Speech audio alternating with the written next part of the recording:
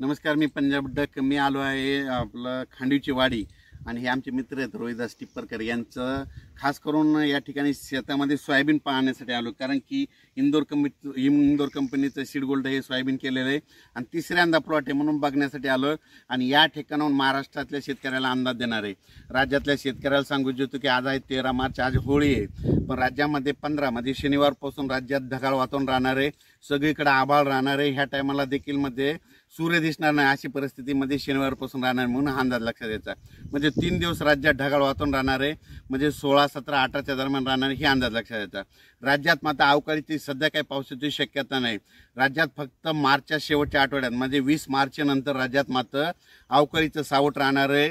त्याच्यामुळे ज्यांचा कांदा काढायला असेल कांदा काढून घ्या, ज्यांचा गहू काढायला असेल 20 मार्चच्या अगोदर काढून घ्या. त्याच्यानंतर कोणतेही पीक असेल तर ते काढून घ्या, कारण की हरभरा काढणी चालू असेल त्यांनी काढून घ्या. कुटारा असेल तर ते झाकून ठेवा, कारण की 20 मार्च नंतर राज्यात वातावरण खराब होणार आहे.